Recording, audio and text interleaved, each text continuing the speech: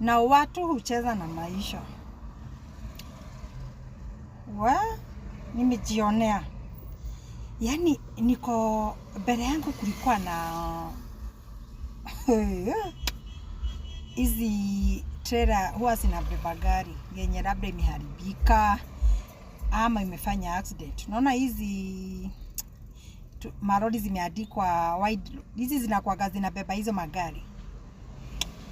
Kuna moja ilikuwa mbele yangu. Na mimi sasa nikajiambia sasa hata sitaki kuikaribia, yani nime keep distance cause hizi gari zinakuwa zimefungiliwa. Unaona iko juu imefungiliwa. Kuangalia mzuri. Kuna mtu ndani. Na wacha hata mtu mama ako ndani. Cause tumetoana nayo bali sana kama kilomita kama hata 5. Ni somewhere ungeweza kuovertake cause barabara ni one way. So nimekuja tu kama nimeobey, nimekuja kama nimemfuata. Unapata unajua sasa nimekuja tu hivi nikipiga mahesabu nasema okay, hata sitaki nime keep distance. Kwa hata venye imefunga nasema hii kitu sasa ianze kuziride, sinakuja kama imenigonga. Na ndio kuangalia mzuri juu ulikuwa unaona kitu tu. Unaona venye inataka ikitikika hivi unafikia ni karatasi imewekwa. Kuangalia ni mama, hiyo ni nywele yake amefunga na kitambaa. Na amekaa comfortable.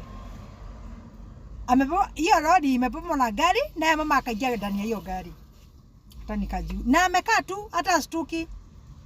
Unaona tu venye gari kiruka bam anaruka nayo. Hana stress. Mimi nikajiambia mimi kama ni mimi. Alafu aniambie siwezi. Afadhali nitembee mguu. Afadhali nitembee mguu. Hata kama ni gari mpya.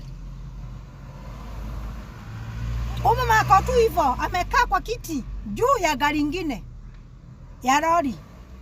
Alafu hii gari ijipeleki imebebwa na yenye inaenda. Watu kweli hawajipendi. Mimi siwezi. Hata hivyo ndio gari ya Shiri halipikia kwa barabara.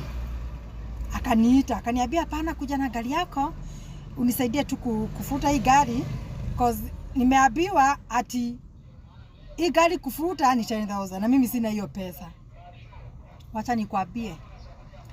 Venye alisema tu hivyo, mimi nikasema acha tu juu mimi nafikia kile acha niende. Kufika hapo nikapata gari yangu hata yake, mimi yangu iwezi vuta yake. Nikamwambia itabidi